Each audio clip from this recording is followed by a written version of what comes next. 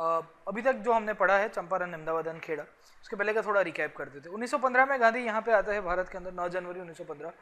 इसी के दौरान अगर आप देखोगे बैकग्राउंड के अंदर जो दूसरी साइड वाला एरो के द अदर साइड दिख रहा है वो आपका, यहाँ पे आपके मॉडरेट्स का जो थोड़ा बहुत रोल था, तिलक जेल से बाहर आए थे, होम रूल मूवमेंट के लिए थोड़ा बहुत आगाज हो रहा था। 1917 में जब चंपारण यहाँ पे गांधी कंटिन्यू कराएंगे उसको, तो होम रूल मूवमेंट ऑलरेडी आपकी पीक के ऊपर था। सेकेंडली यहाँ पे अहमदाबाद एंड खेड़ा होता है 1918 के अंदर, तो यहाँ पे वो भी देखने को मिला गया कि होम रूल मूवमेंट अपने हिसाब से कंटिन्यू हो रहा था और 1918-19 तक आते आते जब मॉन्टफोर्ट रिफॉर्म्स पास किए जाते हैं सरकार के द्वारा, उसके बाद होम रूल मूवमेंट भी खत्म होता है। इसके बाद हमने देखा कि किस तरह से जो गांधीयन फेज था वो किस तरह से डेवलप हुआ। अब उसी को ही आगे कंटिन्यू करते हैं और 1919 तक के समय तक आ जाते हैं। अभी देखो हम लोग क्रोनोलॉजिकली जा रहे हैं, आशा रखता हूँ कि आप मुझे फॉलो कर पा रहे होंगे कि किस तरह से डेवलपमेंट ग्रेजुअल मेन ईयर्स हम लोग देख रहे हैं कि गांधी कहाँ से आए, किस तरह से डेवलपमेंट हुआ और मॉन्टफोर्ट रिफॉर्म्स भी किस तरह से आगे चलते हैं। अब देखिएगा कि रॉलेट एक्ट नाम का जो एक्ट है उसको ब्लैक एक्ट भी बोला जाता है इंडियन हिस्ट्री के अंदर, उसकी शुरुआत कैसे हुई थी और उसका बैकग्राउंड क्या था। अगर आप देखोगे कि इन दिस बैकग्राउंड सरकार ने अपनी कैरेट एंड स्टिक पॉलिसी के तहत सब लोग को गाजर खिला दिया, हमारे जितने भी मॉडरेट्स थे, और सबको बोला कि मॉन्टफोर्ट रिफॉर्म्स आ रहे हैं, आप आंदोलन बंद कर दीजिए। सेकेंडली जो प्रोटेस्टर्स ये आंदोलन बंद नहीं कर रहे थे उनको किस तरह से काबू में लिया जाए, उसी के बैकग्राउंड के तहत यहाँ पे सरकार अपनी जो स्टिक पॉलिसी है, स्टिक पॉलिसी के तहत अपना नया एक्ट लाएगी जिसे कहा जाता था रॉलेट एक्ट। मार्च 1919 के अंदर सरकार कानून पास करती है और उसी को ही बोला जाता है रॉलेट एक्ट। अब याद रखेगा कि Britishers believed in this rule of law, विधि के द्वारा शासन होना चाहिए, कानून का राज चलेगा यहाँ पे, कानून के सिवा किसी और का नहीं चलेगा। अब देखिएगा कि कानून के अंदर लिखा हो कि अगर आपको किसी को थप्पड़ मारना हो, 5 उंगली से थप्पड़ मारना है कान पट्टी के 2 इंच नीचे से, अगर कोई आदमी जो अथॉरिटी से, जो एग्जीक्यूटिव से आपको 4 उंगली के ऊपर से थप्पड़ मार दे और कान पट्टी के 1 इंच नीचे मार दे, तो आप कोर्ट के अंदर जा सकते हो और बोल सकते हो कि my lord, my fundamental rights और the rule of law has been violated. जज पूछेगा आपको कि भाई साहब ऐसा क्या हो गया कि आप बोल रहे हो कि रूल ऑफ लॉ को वायलेट किया गया है, तो आप बोल सकते हो कि जज साहब यहाँ पे कानून के अंदर प्राविधान ऐसा था कि 5 उंगली के ऊपर से कान पट्टी के 2 इंच नीचे ही लगना चाहिए, इसने तो 4 उंगली से मुझे मारा है और उसमें भी कान पट्टी के 1 इंच नीचे के ऊपर से मारा है। ओके, तो ये पूरी की पूरी शासन है और जज आपको बोल भी सकता है कि भाई इसको पनिशमेंट वापस दे दो, इसको फिर से 5 उंगली से चाटा मारो, और उनको भी थोड़ी बहुत सजा मिल सकती है। कहने की बात ये थी कि ब्रिटिशर्स जो भी करते थे ना वो कानून की बदौलत करते थे। जैसे आप पुराने टाइम के क्लासेस याद करिएगा, जैसे मैंने न्यूज़पेपर डेवलपमेंट पढ़ा है, न्यूज़पेपर डेवलपमेंट के अंदर भी यही एक चीज़ चल रहा था और वही बैकग्राउंड के लिए जब सेंसरशिप एक्ट 1799 की जब शुरू करते हैं, 1878 तक आते आते एक और एक्ट पास किया जाता है जिसका नाम था vernacular press act. Vernacular press act के अंदर भी यही था, अगर वो उनको मन में आता तो वो एक झटके के अंदर ये जितनी भी वर्नैक्युलर प्रेस थी उनको बंद करा देते, पर उन्होंने नहीं किया, बोले पहले कानून पास करेंगे। इसी के बैकग्राउंड के अंदर मार्च 1919 में भी बोले पहले कानून पास करोगे, और ये कानून इतना ड्रैकोनियन था, इतना वो है ना कि खून चूसने वाला था भारत के लोगों का, तो तुरंत ही इसको लेके प्रोटेस्ट शुरू होता है और इसी के बैकग्राउंड के अंदर रॉलेट सत्याग्रह भी होगा। अब याद रखेगा कि मार्च 1919 का समय है, आपके ऑलरेडी मॉन्टफोर्ट रिफॉर्म्स बैकग्राउंड के अंदर आ चुके होते हैं और सरकार रॉलेट एक्ट पास करती है। रॉलेट एक्ट के अंदर ये चीज बता दी that the government was authorised to imprison any person without trial and conviction in court of law.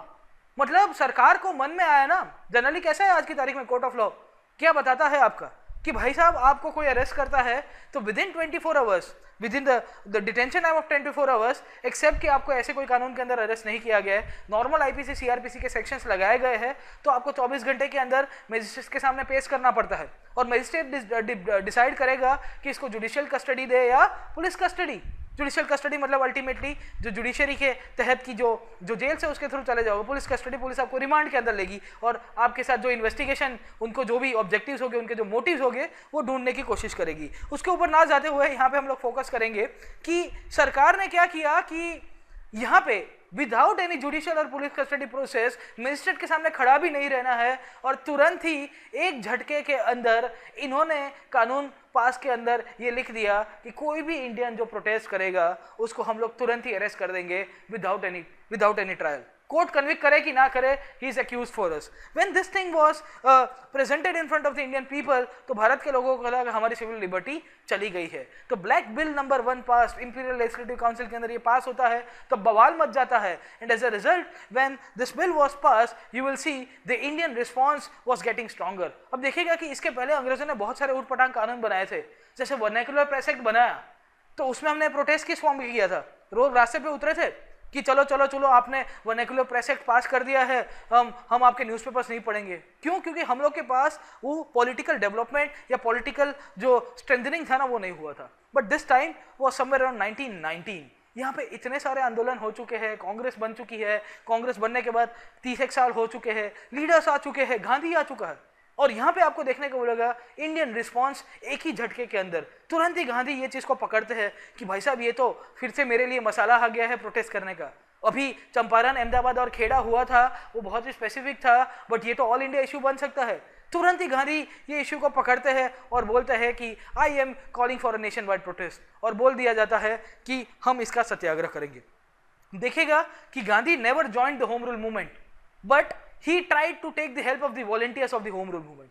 Home rule आंदोलन के अंदर जितने भी कार्यकर्ता थे उनकी मदद गांधी मांगते हैं कि मुझे रॉलेट एक्ट के विरुद्ध में मुझे सत्याग्रह करना है, please help me in propagating my ideology and protesting against the British government. Okay, so as a result when the Indian response started और गांधी यहाँ होम रूल मूवमेंट के जितने भी लीडर्स थे और उनके कार्यकर्ता थे, उनके मेंबर्स थे, उनकी मदद लेते हैं। तो फॉर्म्स ऑफ प्रोटेस्ट कैसे रहे? एज यूजुअल हड़ताल होती है, फास्टिंग होगा, प्रेयर देखी जाएगी, सिविल डिसोबीडियंस की तरफ थोड़ा बहुत लेके जाएंगे, और धीरे धीरे धीरे लोगों के अंदर जो डर था ना कोर्ट का, बोले कोर्ट कचहरी का है ना कि कोर्ट कचहरी के चक्कर बढ़ जाएंगे या सारी जिंदगी जेल में चलते रहेंगे, वो पूरी की पूरी थॉट उनकी चली गई थी। क्योंकि वो गांधी ने बता दिया था, बोले वो जेल थोड़ी है, हमारा घर है। किसने बनाया? हमने थोड़ी जेल बनाया था, वो तो अंग्रेजों ने बनाया है। So essentially courting arrest and imprisonment was very much a trivial issue for Indian people. जो जेल का जो डर था ना कि भाई सोशल बॉयकॉट हो जाएगा, ये हो जाएगा, बट आज की तारीख में क्या है, वही गांधी खुद जेल जाके आए थे।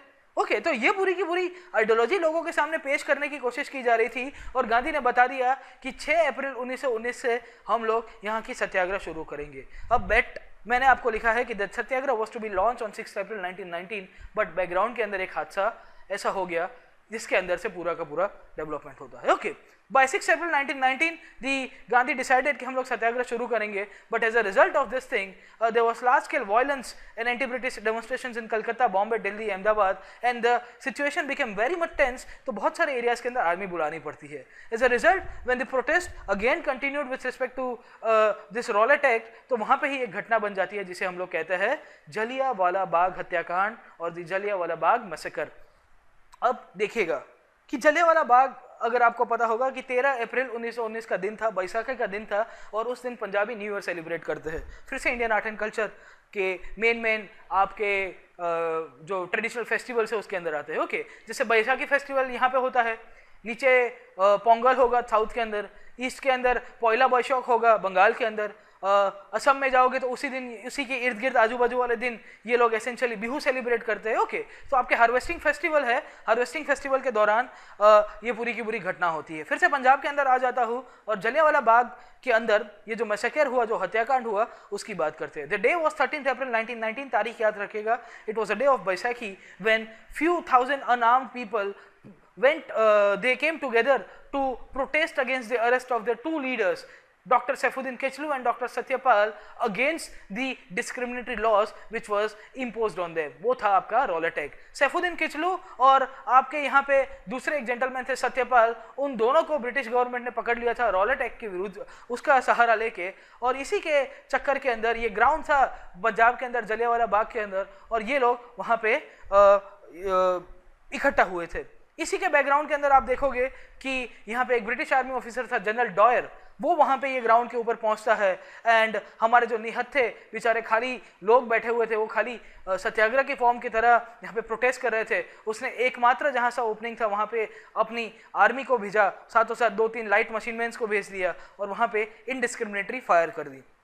As a result of this thing, almost 1500 Indians died at Jallianwala Bagh. Unofficial sources बोलते हैं कि 3000 से ज़्यादा लोग मारे गए हैं. As usual, यहाँ पे भी जनरल डॉर को जब बरी कर दिया जाता है उसके बाद एक कमेटी बनती है हंटर कमीशन के अंदर उसको निर्दोष जाहिर किया जाता है. Okay, so this is seen of Gandhi movie जहाँ पे ये जनरल डॉर है, ये बीच में टोपी वाले इंसान जो खड़े हैं और वो अपने सिपाहियों को ऑर्डर देते हुए कि आपको किस तरह से गोली मारनी है. Okay, this incident was followed by uncivilised brutalities on the inhabitants of Amritsar and as a result, as a mark of protest, when this thing went beyond the limit and the scope, कि आप इतनी बर्बरता से भारत के लोगों को मार रहे हो, तो यहाँ पे आपको देखने को मिलेगा कि Rabindranath Tagore renounce his knighthood. जैसे आप एनी बेसेंट के दौरान याद करिएगा, जब एनी बेसेंट को अरेस्ट किया गया और जब प्रोटेस्ट हुए तो उस टाइम पे एक जेंटलमैन थे, उन्होंने भी अपनी सर की खिताब जो थी, सर का जो टाइटल था वो वापस दे देते हैं. यहाँ पे भी रविंद्रनाथ टैगोर अपना सर का टाइटल वापस दे देंगे. And due to this large scale violence, Gandhi decided कि यार ये वायलेंस बहुत हो गया है, I can not continue with this satyagraha and movement and I am stopping this movement. और 18 अप्रैल 1919 के दिन आपको जानने को मिलेगा कि गांधी ने पूरा का पूरा जो रॉलेट सत्याग्रह था उसको खत्म कर दिया. So this was one of the first time when Gandhi got some kind of setback during his movement. क्योंकि यहाँ पे शुरू कर रहे थे बट इतनी हिंसा हो गई, इतने नेशन वाइड प्रोटेस्ट हुए and as a result he tries to stop this movement. This is Jallianwala Bagh. Okay, यहाँ पे पूरी की पूरी समाधि स्थल है.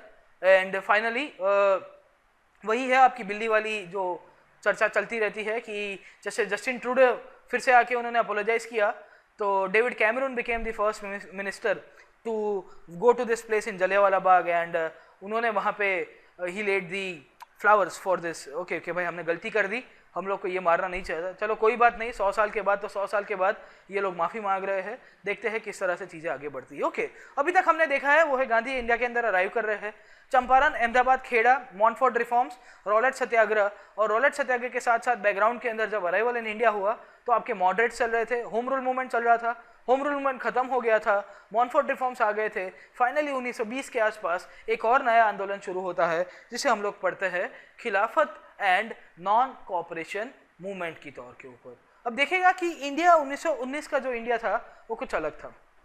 द इंडिया इन 1919 जो इन बिटवीन वाला पीरियड था जब रॉलेट सत्याग्रह इन्होंने गांधी ने वापस कर दिया था, he withdraw this movement, the people of India were getting restless. क्यों भारत के लोग 1919 तक आते आते इतने भड़क गए थे, बात बात के ऊपर उनको लगता था कि अंग्रेजों को हमको यहाँ से हटा देना चाहिए. What was the reason behind that? अगर आप याद करोगे कि पहला विश्व युद्ध खत्म हुआ, फर्स्ट वर्ल्ड वॉर 1918 के अंदर, और इसके कारण जब वॉर होता है तो क्या होगा, आपकी प्राइसेस बढ़ेगी, है ना, कि ये दाल बाल के भाव 2-2 हज़ार रुपये किलो चले जाएंगे, पेट्रोल 600 रुपये लीटर चला जाएगा. अगर ऐसी हालत होगी तो क्या होगा, लोग रास्ते के ऊपर आएंगे. And people were getting restless due to this end of First World War. उसने बहुत ही तबाही मचा दी थी. सेकेंडली, बैकग्राउंड के अंदर आप देखिएगा कि रॉल अटैक, जलियांवाला बाग की जो बड़ी बड़ी घटनाएं हो गई, घटनाकांड हो गया, उसको लेके भी अंग्रेज सरकार ने ज़्यादा तवज्जो नहीं दी है भारत के लोगों की जो भी ग्रीवेंसेस था. एंड एज अ रिजल्ट जो आपकी मॉन्टफोर्ड रिफॉर्म्स भी थी, जो डायरकी लेके आया था, वो डायरकी में भी क्या हो रहा था, जो भी कंट्रोल था वो कंट्रोल किसके पास था, वो कंट्रोल आपके गवर्नर जनरल के पास था या गवर्नर ऑफ द स्टेट के पास था. As a result of this thing Gandhi को लगता है कि मुझे कुछ ना कुछ करना पड़ेगा. And in this background he realises one thing कि 1916 तक आते आते अगर आप देखोगे कि कांग्रेस और मुस्लिम लीग एक पॉलिटिकल एक्शन की तौर के ऊपर एस्टेब्लिश हो चुके हैं. ओके, लखनऊ पैक्ट हो चुका था, हिंदू मुस्लिम यूनिटी धीरे धीरे धीरे थोड़ी बहुत बढ़ रही थी. आपके यंग नेशनलिस्ट मुस्लिम्स जो है वो भी यहाँ पे इंडियन नेशनल मूवमेंट के अंदर भाग ले रहे थे. और ये बैकग्राउंड के अंदर एक इशू उभर के आ रहा था जिसे कहा जाता है खिलाफत इश्यू.